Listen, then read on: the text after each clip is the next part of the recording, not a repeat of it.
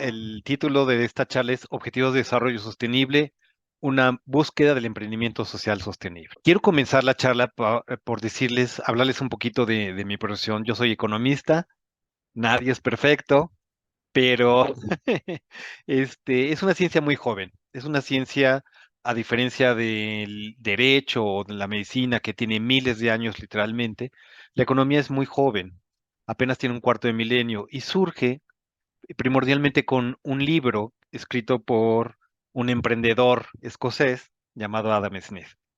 En su libro, La riqueza de las naciones, tiene esta frase que me llama mucho la atención. Dice lo siguiente: el deseo de mejorar nuestra condición llega con nosotros desde el útero y nunca nos deja hasta que bajamos a la tumba.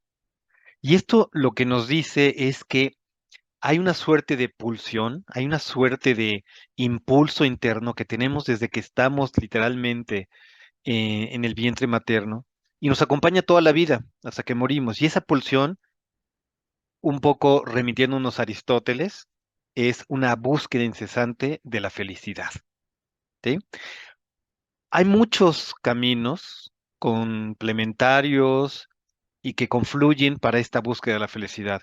Uno de ellos es nuestro deseo permanente de mejorar nuestra calidad de vida.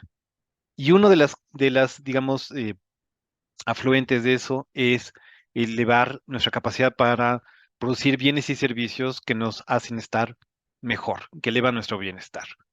Y eso es el crecimiento económico. Por otro lado, hacia 200 años después de la riqueza de las naciones, un economista del desarrollo decía, el desarrollo o el crecimiento no depende tanto de encontrar las condiciones óptimas de recursos y factores de producción, porque en aquel entonces, digamos, estaba muy en boga cómo optimizar modelos muy sofisticados de ecuaciones que describían la economía y cómo podríamos hacer intervenciones para maximizar lo que producíamos. Pero entonces lo que decía esta persona es, el desarrollo no depende tanto de encontrar esos modelos matemáticos que nos van a dar la bala de plata que solucione los problemas, sino de conseguir aquellos recursos y capacidades que se encuentran ocultos, diseminados o mal utilizados. Y justamente una de las características importantes de un emprendedor es poder encontrar aquellas cosas que alguien más no ha visto.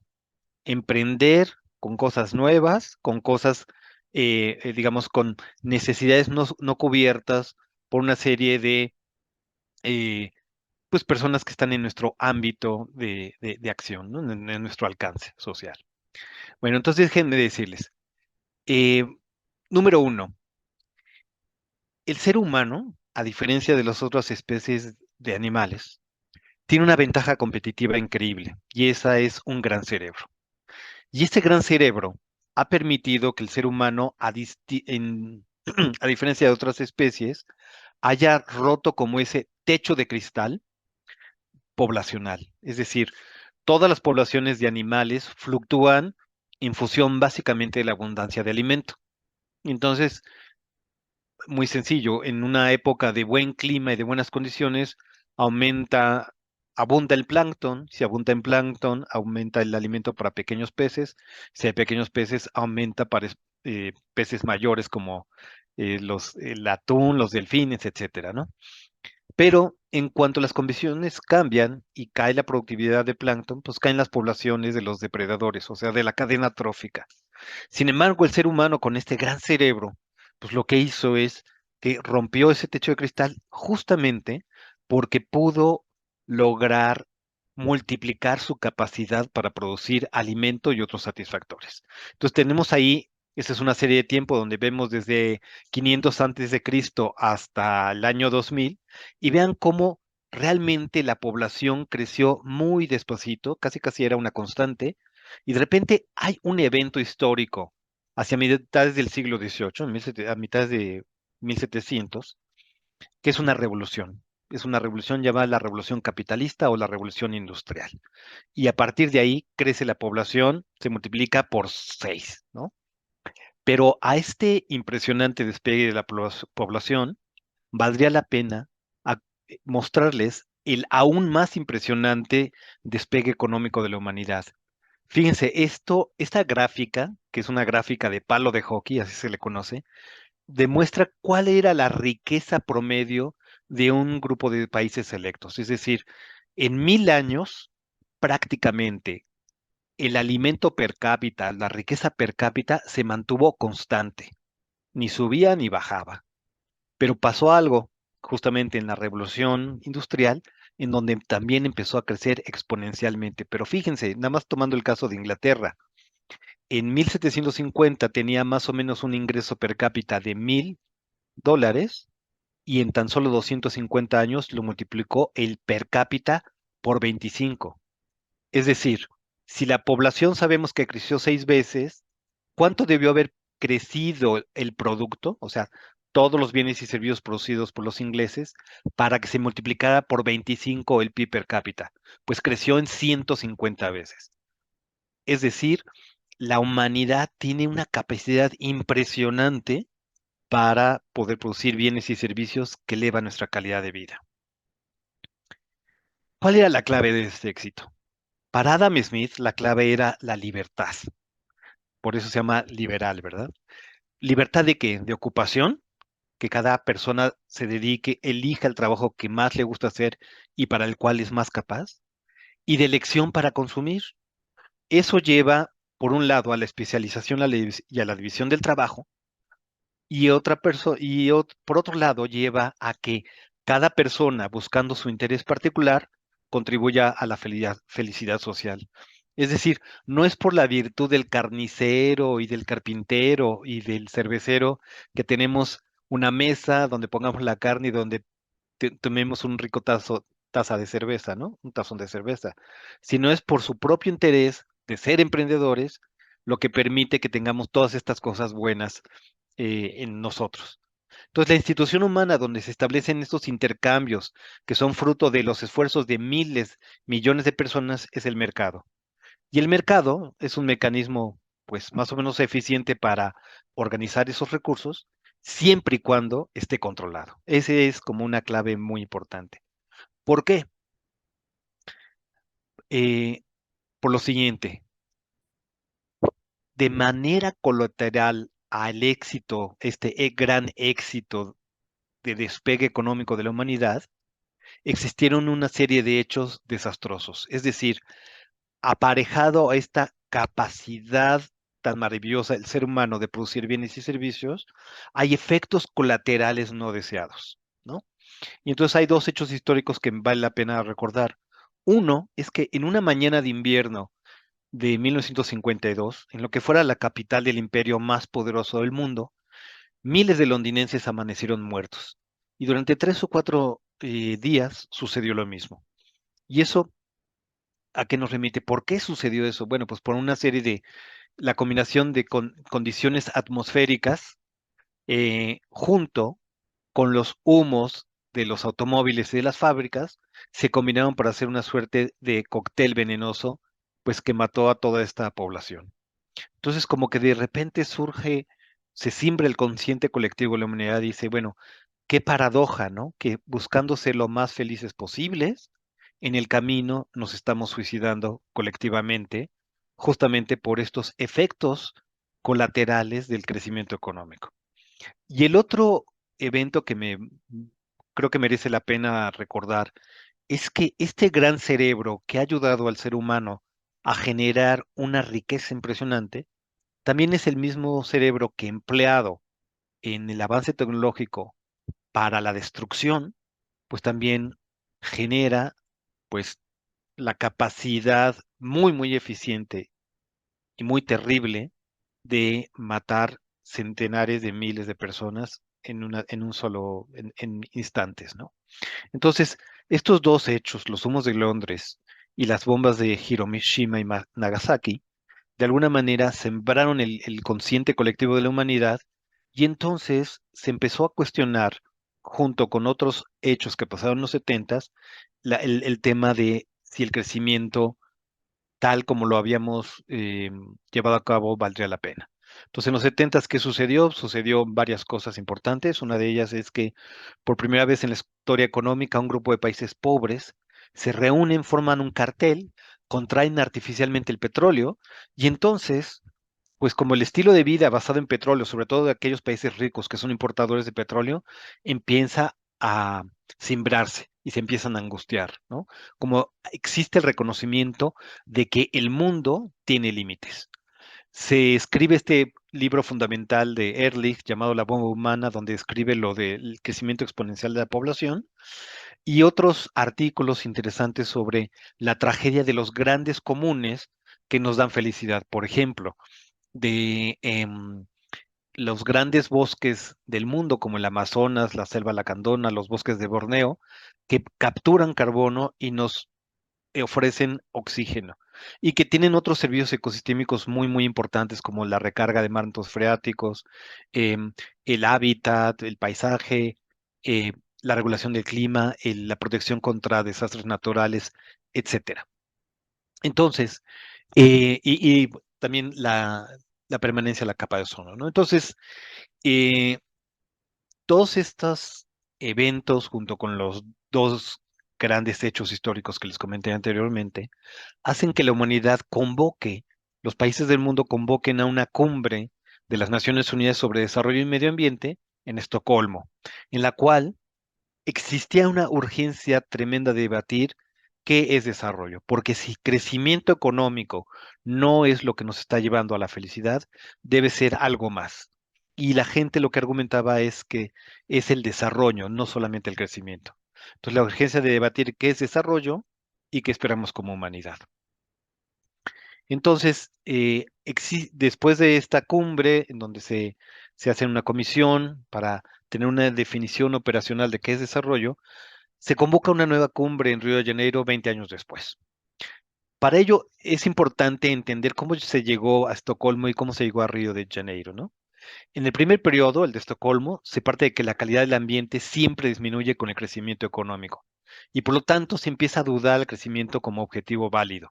Se muestra la importancia científica del ambiente, se enfoca hacia los problemas del mundo desarrollado, sobre todo los países importadores de petróleo, y centra su atención principal en el agotamiento de los recursos naturales, petróleo, sobre todo los no renovables como petróleo, carbón y gas. 20 años después, la discusión es interesante porque, curiosamente, 20 años después había reservas probadas de petróleo más mayores que en los 70, ¿no?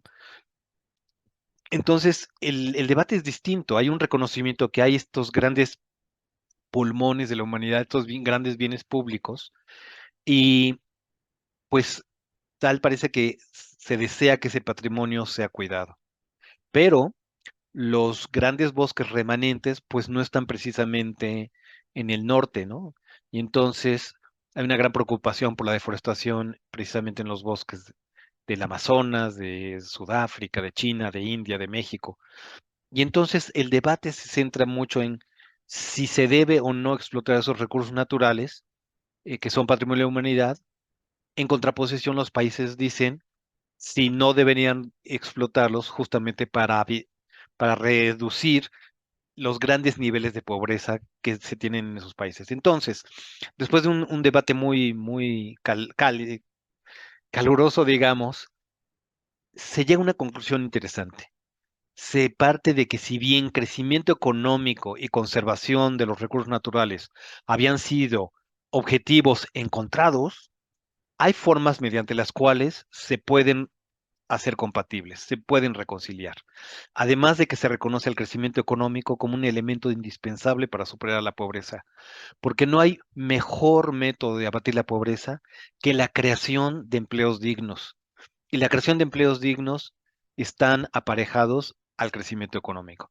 Entonces surge la idea de cómo desacoplar, es decir, cómo poder crecer sin tener impacto negativo sobre esta casa, que es una casa común, que es nuestro planeta, ¿no? Entonces viene toda la idea de cómo generamos empleos que sean verdes, que generen ingreso económico para las personas, pero al mismo tiempo protejan al mundo. Se muestra también la importancia no solamente científica, sino también económica de la calidad del ambiente, se enfatizan los problemas de los países en desarrollo y se centra su atención hacia recursos renovables como el agua, los suelos, los bosques, la biodiversidad y sobre todo hacia la capacidad del ecosistema planetario de absorber desechos como capa de ozono, calentamiento global, etcétera, ¿no? Entonces, para decirles un poquito, ilustrar un poco esto de la importancia económica del medio ambiente, les quiero traer una primera historia. Y esta historia es de este pequeño animalito que es un murciélago mexicano cola libre, todas las atardeceres en una cueva en Nuevo León, 4 millones de pequeños mamíferos alados salen en remolino hacia el cielo, ¿no? Y los granjeros en un radio de 100 kilómetros a la redonda están felices. ¿Por qué? Porque estos animalitos no solamente polinizan sus cultivos, sino que además se comen a las plagas, a los insectos que dañan sus cosechas. Fíjense cómo, qué interesante, cuando comparamos un agricultor en el radio del alcance de los murciélagos y uno que no está, el que no está tiene que invertir en pesticidas y en agroquímicos. Fíjense que la ventaja competitiva que le da al agricultor, que es beneficiado por el murciélago. Puede vender su producto como un producto libre de agroquímicos y además ahorra en los agroquímicos y en los pesticidas. Le da una ventaja competitiva empresarial. Esto que produce el murciélago es uno de los muchísimos servicios ecosistémicos que nos provee la naturaleza. Entonces, volviendo a la discusión, si crecimiento económico no es lo que nos da felicidad como humanidad, es algo más, es desarrollo. ¿Qué es desarrollo? Desarrollo es el avance en una serie de valores que la sociedad considera deseables. Y dentro de esos valores está, si bien está Producto Interno Bruto, que ven aquí, que es el crecimiento económico, la producción de bienes y servicios, también lo es dentro de mi felicidad depende que no haya pobreza, por ejemplo, que ningún conciudadano mío muera de hambre o muera de una enfermedad perfectamente curable. Entonces, digamos, desarrollo es un concepto mucho más amplio que crecimiento porque incluye reducción de la desigualdad, respeto a los derechos de las minorías, acceso a la justicia, seguridad, vivienda, educación, nutrición, acceso a recreación y cultura y acceso a la naturaleza. Entonces, digamos, aquí el listado de serie de valores deseables puede ser casi infinito, ¿no? Y esto nos remite a, bueno, ¿cuál es, digamos, lo que está en el núcleo de la definición de la economía? Es, ok, tenemos como humanidad tantos valores o tantos deseos como nuestra imaginación nos diga, pero lamentablemente tenemos un mundo limitado, ¿no? Cuando por primera vez se hizo una fotografía desde el espacio de la Tierra, los encabezados de los periódicos decían ese bello punto azul perdido en esa inmensidad oscura que es el espacio, ¿no? Y es como que, digamos, la metáfora es que en muchos sentidos el planeta Tierra es como una nave espacial y lo que distingue una nave espacial es que es limitada. Por lo tanto, el chiste es en cómo administramos estos recursos limitados para lograr todas estas aspiraciones que son deseables como humanidad. ¿Ok? Entonces, un poco retomando, viéndolo en la gráfica, lo que queremos es que sin duda que crezca la producción de bienes y servicios, pero que lo hagan de manera desacoplada de la degradación ambiental. Es decir, a partir de producir bienes y servicios que sean, pues, sostenibles o ecológicos. Entonces, finalmente, después de Estocolmo, la comisión encargada de definir desarrollo, llegó la definición de desarrollo sostenible o sustentable, que es el que satisface las necesidades de la presente generación sin disminuir la capacidad de las siguientes generaciones de satisfacer las suyas. Es decir, la idea es cómo puedo abatir el rezago social, la pobreza de mis conciudadanos, pero sin hipotecar el futuro de mis hijos y de mis nietos, ¿no? Y de ahí, de esa gran cumbre de Río de Janeiro, las Naciones Unidas se vuelven a juntar hacia el año 2000 y donde se ponen, digamos, en Río de Janeiro se hizo toda una agenda planetaria para cómo lograr el desarrollo sostenible Y de ahí se hicieron el protocolo de Kioto, el protocolo de Montreal, una serie de acuerdos internacionales para proteger la naturaleza y atender los problemas de pobreza. Hacia el año 2000 se centraron los objetivos de desarrollo y milenio, y digamos, esos son los tres antecedentes de la diplomacia internacional que nos llevan a los objetivos de desarrollo sustentable del 2030, cuyo lema es no dejar a nadie atrás. Si se dan cuenta, pues, pues es, digamos, desarrollo, ya incluye esta idea de no solamente crecer, sino incluir a nuestros conciudadanos planetarios en esta búsqueda. Y bueno, a lo mejor ustedes ya conocen pues todos estos objetivos, vean cómo el, el- la definición de desarrollo incluye muchísimas cosas como fin de la pobreza, hambre cero, salud y bienestar, pero hay algunos, digamos, objetivos dentro de los 17 que son importantes recalcar desde el punto de vista de alguien que quiere emprender. Alguien que quiere emprender en el ámbito de la educación o en el ámbito de una energía asequible y no contaminante o de un trabajo decente y crecimiento económico verde, etcétera, etcétera, pues está, o producción y consumo responsables, están haciendo emprendimiento que sea compatible con la agenda que como humanidad nos hemos propuesto, ¿no? Claro que todos estos objetivos, digamos, son objetivos muy concretos que tienen que ir acompañado con algo que me parece primordial y que es muy importante en nuestros países de América Latina, y es el objetivo de paz, justicia, instituciones sólidas, ¿no? Es decir, necesitamos, para que todo esto florezca, necesitamos Estado de Derecho, necesitamos justicia, necesitamos seguridad. Ok, entonces, ¿cómo vamos con los ODS? Aquí, este es un estudio que hicimos aquí en la Ibero para mostrar cómo íbamos, por lo menos en México, y México comparado con otros países del mundo, incluida América Latina. Esta es una gráfica que yo le llamo la gráfica del Nautilus, y lo que estamos viendo aquí es cómo estamos en cuanto a brechas para alcanzar los objetivos de desarrollo sostenible. Fíjense qué llama la atención. Uno de ellos es productividad del agua. Cómo México, comparado con sus países pares, tiene una, una utilización tremendamente ineficiente del agua. Y en vista de cambio climático, mayores sequías, esto no tiene más que agravarse y exacerbarse. ¿En dónde más estamos mal? En la producción de electricidad a partir de fuentes limpias. Es decir, una gran cantidad de nuestra matriz energética está basado en combustibles fósiles, lo cual es tremendamente dañino para el cambio climático. Lo que les comentaba, para poder ser prósperos y para poder llegar a las metas, tenemos que tener Estado de Derecho. Y también tenemos una brecha enorme ahí, ¿no?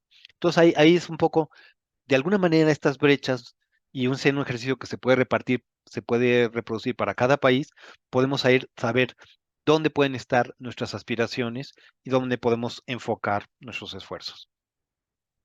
Ahora, una vez aclarado el tema de los objetivos de desarrollo sostenible, eh, quisiera platicarles a través de historias como de ejemplos de emprendedurismo que nos pueden ayudar a hacer compatible esta idea de lograr desarrollo y conservar la naturaleza. Entonces voy a contarles 6 o 7 historias, dependiendo de si me alcanza el tiempo, pero me arranco, ¿no? Ay, Dios. La primera historia se llama Salvando árboles, salvando vidas, ¿no? Fíjense que hay más de 2.600 millones de personas en el mundo utilizando biomasa para cocinar y calentarse. Esto puede ser desde leña, desechos de la cosecha, incluso hasta estiércol de caballo y de vacas, ¿no? Esto no solo daña la naturaleza a través de la degradación forestal y la deforestación, sobre todo la leña, eh, el cortar leña para calentar y para cocinar, sino que también está dañando la salud de las personas y eventualmente está causando 1.600.000 muertes en todo el mundo cada año. En México causa el 35% de todos los cánceres de pulmón, y estoy hablando de zonas primordialmente rurales. Además, afecta principalmente a las personas de menores ingresos especialmente mujeres y niños. 50% de las muertes por neumonía en niños menores de 5 años en México se debe a este factor. Y entonces ustedes pueden ver una serie de fotografías por todo el mundo. ¿Qué es lo que caracteriza estas fotos? Número uno, que son fogones abiertos. Y número dos, que también quienes están más expuestas son las mujeres y los niños, ¿no? Y eso que genera, estar expuesto continuamente al humo de leña genera que la esperanza de vida, en pocas palabras, caiga. Además de todas las enfermedades y todo el malestar que genera eso en los pulmones, en las vías respiratorias, etcétera. Entonces, la pregunta es, sin embargo, ¿existe una tecnología apropiada de bajo costo para enfrentar estos problemas? Son las estufas mejoradas y las relaciones costo-beneficio. Cuando hicimos los cálculos para ver qué tanto valía la pena instrumentar una estufa mejorada, nos dimos cuenta que dependiendo cómo hagas las mediciones y las tasas de interés que tomas, por cada peso invertido puedes recuperar hasta entre 11 y 9 pesos, es decir, un rendimiento de casi el 1000%. Los ahorros en leña representan el 53% de los beneficios, mientras que las reducciones en los impactos a la salud representan 28% del ahorro total. Por lo tanto, pues deberíamos explorar su implementación a mayor escala. Entonces, fíjense, estas son las estufas Lorena, que se llaman así porque están hechas de dos materiales que existen casi en cualquier parte del mundo, el lodo y la arena. Y les puedo mostrar una serie de fotos de cómo es el proceso de construcción, aquí colectivo de las mujeres, muy sencillo, y la gran clave es simplemente meter la leña por una entrada, tener los comales y tener una salida a través de un tubo. Y eso lo que hace es que reduce mucho la cantidad de leña necesaria, por lo tanto, se reduce mucho el impacto sobre los bosques y las selvas, pero además la gente respira un aire limpio dentro de su casa, con lo cual se recupera la salud y la productividad de estas personas. Ya hay otros ejemplos en distintos lugares de México donde se han instrumentado. La segunda historia que les quiero contar es la historia de cómo equilibrar precios y ahorrar agua de forma pacífica. Fíjense que hay una tarifa en México, que es la tarifa 09, que induce a la sobreextracción de aguas subterráneas, conduce a efectos perversos en la producción y el bienestar de las personas. Es una tarifa especial que cobra la Comisión Federal de Electricidad aquí en nuestro país, que te cobra la mitad de lo que en realidad cuesta la electricidad si utilizas esa electricidad para extraer agua subterránea. ¿Cuál es el problema?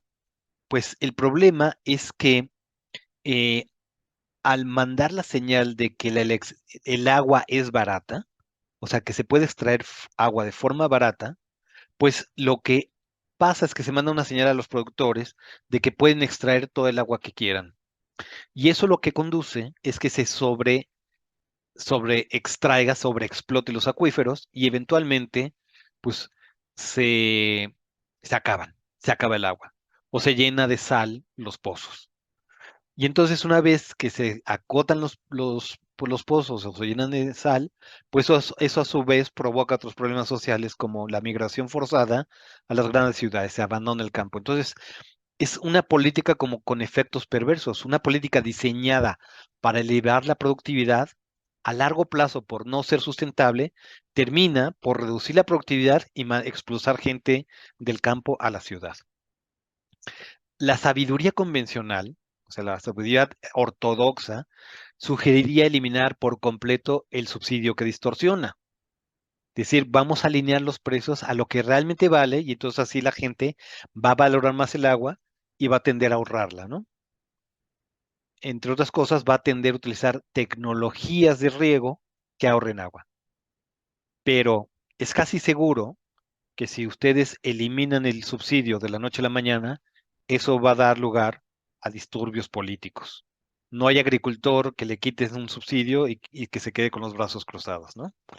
Entonces, pues aquí lo que observamos son dónde están los acuíferos sobreexplotados del país.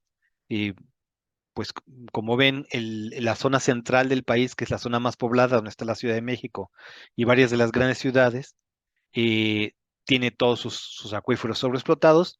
Y en el norte, donde son las grandes zonas de producción, pues también están sobreexplotados. Por lo tanto, el desacoplamiento es una alternativa. ¿Qué es desacoplar? Desacoplar es desvincular el subsidio como una forma efectiva de lograr ambos objetivos, es decir, mantener el acervo de agua al mismo tiempo que se permite un impulso a la productividad. Por ejemplo, un aumento del 100% en la tarifa en el agua, en la electricidad para explotar agua, junto con una compensación en efectivo o en equipo ahorrador de agua, reduciría el consumo de agua en 35%. La justificación de hacer este desacoplamiento, es decir, no sé si me expliqué bien, quitamos el subsidio en energía barata, pero ese subsidio se lo damos al productor, por ejemplo, en equipo de riego eficiente o en dinero. La justificación es corregir esos precios distorsionados, pero cuidando los ingresos de ese sector estratégico. Entonces, según las simulaciones matemáticas que hicimos, cuando tú reduces el subsidio, lo que va a pasar es que las tecnologías más intensivas en la utilización de agua se van a reducir desde un 46% hasta un 16%, y al hacer eso, al utilizar menos agua, muchos de los acuíferos que estaban sobreexplotados se recuperan. En este caso, 28 de los acuíferos sobreexplotados regresan a su equilibrio. Tercera historia, luchar contra el cambio climático y la inseguridad mientras se gana dinero. Bueno, esta es la idea del alumbrado público municipal.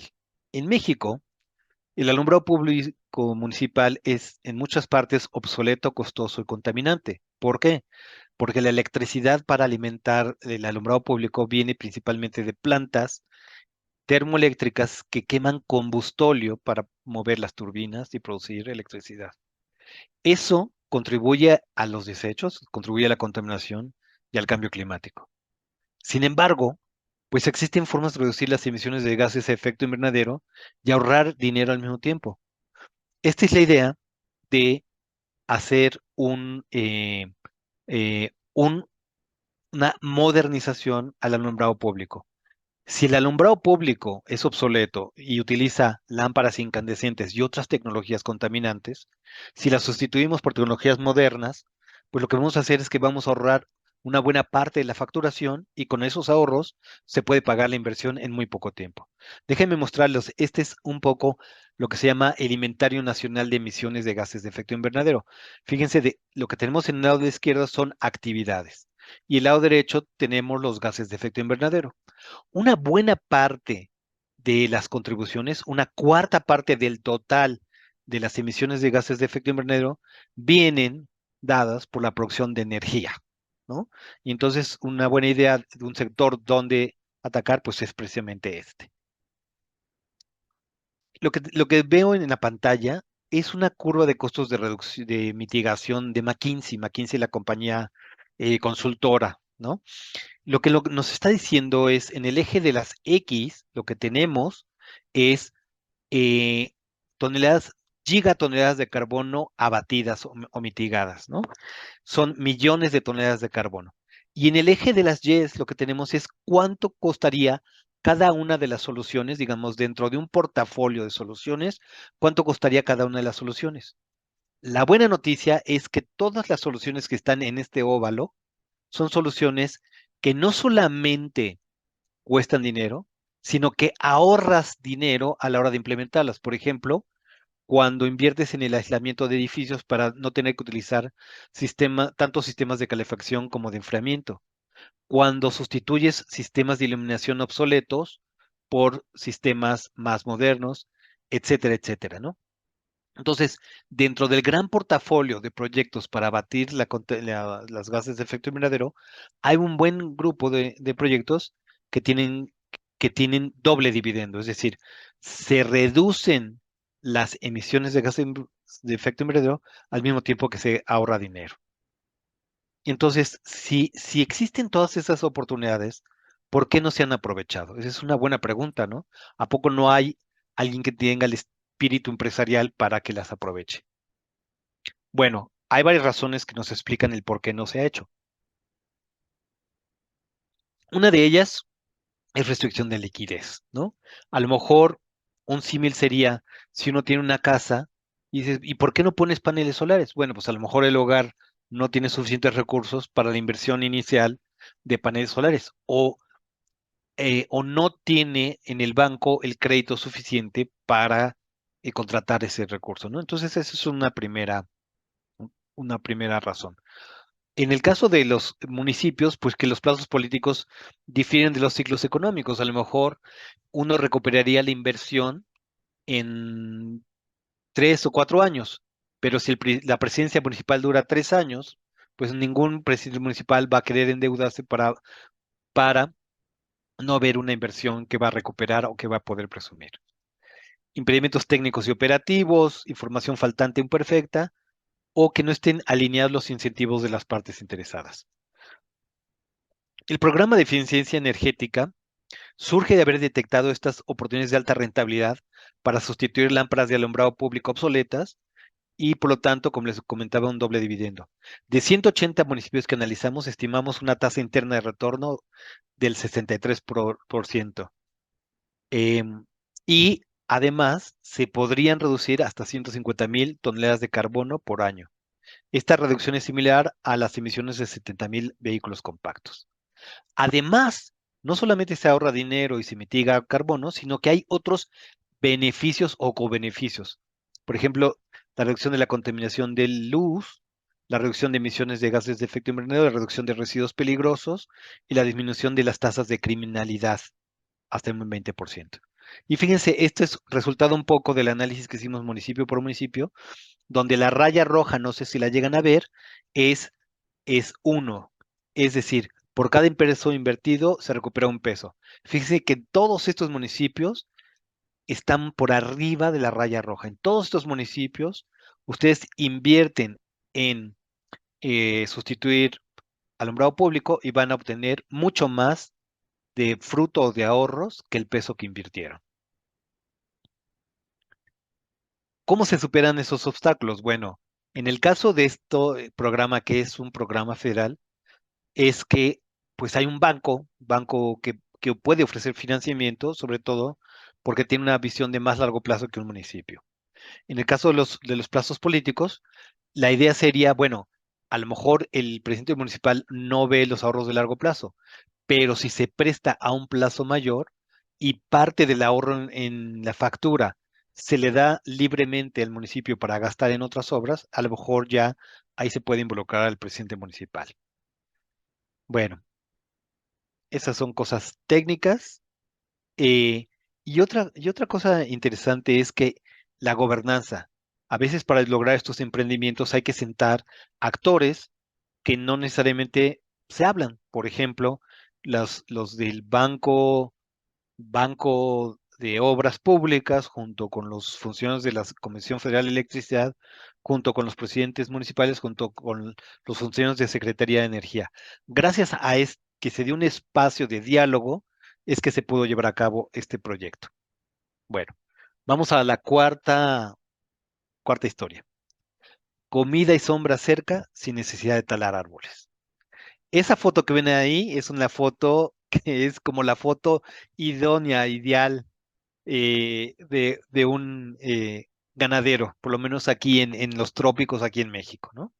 Grandes praderas y vaquitas felices comiendo pasto. Históricamente, la ganadería extensiva ha sido una de las principales fuerzas de la deforestación y esa actividad es la principal fuente de metano, que es un importante gas de efecto invernadero y que representa el 10% de las emisiones totales de carbono equivalente en México. Pero el cambio es difícil. O sea, ni modo que les prohibamos a la familia de ganaderos que durante generaciones ha tenido vacas que cambie de actividad. La ganadería es parte de una identidad cultural y un fuerte lobby o un fuerte grupo de cabildeo, tanto político como económico. Incluso pues dentro de la identidad mexicana, pues cómo ¿Cómo olvidar pues, al charro mexicano, ¿no? Que está identificado, pues, básicamente con actividades de ganadería, ¿no? Eh, y aquí vemos cómo la ganadería es un gran contribuyente a los gases de efecto invernadero. En consecuencia, es imperativo el desarrollo y la adopción de técnicas alternativas de producción ganadera que conlleven cero deforestación y nulas emisiones de dióxido de carbono o muy bajas. Es decir, a lo mejor no podemos convencer a los ganaderos que toda su vida han sido ganaderos que dejen la ganadería, pero lo que sí podemos promover es un cambio en la manera como se lleva a cabo esta. Una de dichas alternativas es la implementación de sistemas silvopastoriles alternativos o SSPS. ¿Qué son los SSPS? Son arreglos forestales que combinan intencionalmente plantas forrajeras como pastos y leguminosas con arbustos y árboles para alimentación animal y otros usos complementarios. Es decir, tener la fuente de proteína cerca de las vacas, pero además, al sembrar árboles y arbustos, las vacas mejoran su bienestar, tienen sombra y tienen que caminar menos para conseguir alimento. Dichos sistemas permiten la intensificación de la producción ganadera basada en procesos naturales y, por lo tanto, desincentivan el uso de el deforestar para abrir praderas. Entonces, aquí enseñamos una foto de cómo funcionarían esos sistemas silvopastoriles y como ven aquí como estas vaquitas contentas a la sombra de estos pinos, que dicho sea de paso, se pueden cosechar para tener un triple negocio, ¿no? Bueno, tenemos los pastos para las vacas, la carne, la leche y la madera. Entonces, según nuestras estimaciones, en 72 escenarios analizados con distintos tipos de intensificación de sistemas silvopastoriles, un análisis costo-beneficio privado muestra que el establecimiento de estos sistemas podría aumentar la rentabilidad promedio hasta en 111%. Pero si le sumamos los beneficios ambientales en términos de mitigación de gases de efecto invernadero y demás, esa rentabilidad podría aumentar hasta el 268%. Quinta historia: cuando tu peor enemigo se convierte en tu mejor aliada, ¿no? Miren, este es el borrego cimarrón, es una especie muy carismática. Hay dos vertientes de borrego cimarrón, una vertiente que está como en las montañas rocallosas de Canadá y Estados Unidos, y una vertiente que está en el desierto de Sonora, en el norponiente de México, en Baja California y Sonora. Es una especie hermosa y, y es carismática, que está en peligro de extinción. Vive en lugares apartados de la península de Baja California, pero además de la amenaza de los cazadores y cazadores furtivos extranjeros, las comunidades locales vieron en él una fuente de proteína animal. Por lo tanto, los esfuerzos para proteger hasta el momento habían sido ineficaces. Sin embargo, hay formas de avanzar en su protección. Una forma de hacerlo es ayudando a fortalecer la organización de las comunidades locales en la gestión de recursos de propiedad colectiva y aumentando los beneficios de hacerlo. Por lo tanto, se emprendió un nuevo enfoque. Para proteger el borrego cimarrón, no necesitas enviar un ejército de guardias, eh, mm, de guardaparques, sino lo que puedes hacer es lo siguiente, algo que se llama cap and trade. Número uno, se puede estimar la tasa de caza permitida sostenible, es decir, cuántos adultos machos se pueden cazar sin que haya una merma en la población. Y al mismo tiempo, se puede aprovechar los beneficios de las subastas internacionales. Entonces, si por ejemplo un biólogo me dice, puedo cazar sin problema dos adultos machos y mantener la población, pero si luego subasto esos permisos de caza en el mercado internacional, se puede diseñar un programa en el que todos ganan. Ese es el origen del programa de conservación del borrego cimarrón en la Reserva de la Biosfera del Vizcaíno. Entonces, básicamente, ¿qué sucede? Que un borrego cimarrón que puesto en el mercado como carne cuesta, por decirlo así, eh, 10,000 pesos, que son aproximadamente $500, cuando se subasta en el mercado internacional, esos premios se subastaron en $150,000. Vean qué increíble es la multiplicación gigantesca en pues aproximadamente 3,000 veces el valor del borrego, ¿no? Entonces, como resultado de un buen gobierno de los comunes, organización y aplicación, el programa ha sido un éxito. Tras 12 temporadas de caza, se han generado $2,500,000. Además, la población estimada de borregos y marrón ha aumentado de 100 individuos a 250 desde el inicio del programa. Pero ¿por qué se llama cuando tu enemigo se vuelve tu mejor aliado? Es porque precisamente aquellos que cazaban el borrego, ya sea furtivamente, ya sea los cazadores locales, vieron que la protección de las poblaciones de borregos y marrón se convertía en una fuente impresionante de recursos para ellos mismos, y así podían comprar su carnita que no fuera de borregos y marrón en otros mercados. Voy a saltarme esa historia para ir a la última historia, que me gusta mucho porque es una historia que está, pues que tiene que estar, que es muy cerca de nuestro corazón, porque es una historia que nace en la Ibero. Ustedes saben, la Universidad Iberoamericana, pues es una universidad confiada a los jesuitas, a la Compañía de Jesús. Entonces es una universidad de alto nivel académico, pero los jesuitas no solamente tienen universidades, también tienen misiones. Una de sus misiones está en una de las partes, en una de las regiones más pobres del país, que se caracteriza por tener grupos vulnerables, rurales, indígenas, y que siembran el café. Em, Esta historia parte, bueno, ahorita les voy contando. Hay una revolución lenta, pero creciente en el mundo, en la que cada vez más consumidores conscientes buscan evitar daños a su salud personal y al planeta. Es decir, cada vez hay más personas que entienden que el tipo de productos que consumen pueden dañar a la naturaleza y que pueden dañar a su salud, a su cuerpo y por lo tanto a su esperanza de vida. Entonces, una vez con esta conciencia, eh, pueden cambiar su comportamiento como consumidores. Pero muchas veces, aquellos que pueden producir de manera respetuosa con el medio ambiente, es decir, aquellos que tienen ventaja comparativa en producir bienes y servicios eh, ambientalmente amigables, viven aislados y explotados por intermediarios locales. Tal es el caso de la comunidad cerca de una misión jesuita en Pachajón, Chiapas, en donde estas comunidades, al vivir aisladas, venden su café a precios muy bajos y el intermediario saca un enorme margen de ganancia, con lo cual, pues viven continuamente en estados de vulnerabilidad y pobreza.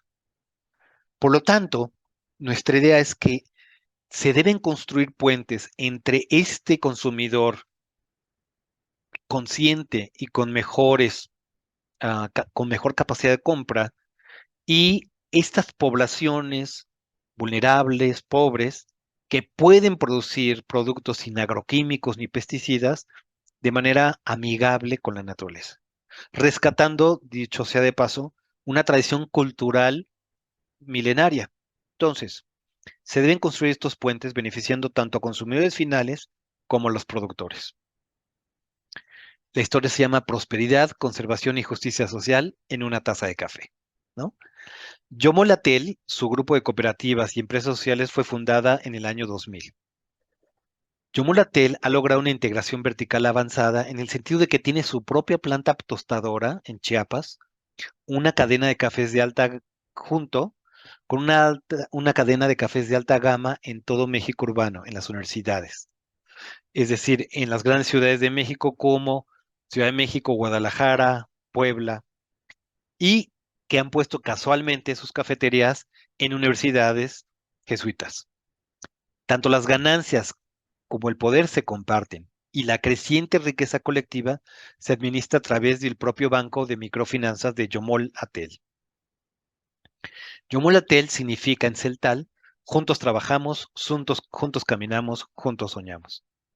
Entonces, la idea es cómo podemos poner, de alguna manera, hacer esas conexiones entre cada vez consumidores más conscientes y productores que pueden producir estos productos que son amigables al medio ambiente y saludables, ¿no? Es decir, esta esta creación de puentes, porque además la empresa Capeltic tuvo el insumo de estudiantes y profesores que aportaron lo mejor de su conocimiento para que se lograra una empresa que no solamente fue una empresa solidaria por el hecho de ser solidaria, sino porque el café que se vende ahí es pues estupendo, es delicioso, ¿no? Y además con altos estándares de calidad.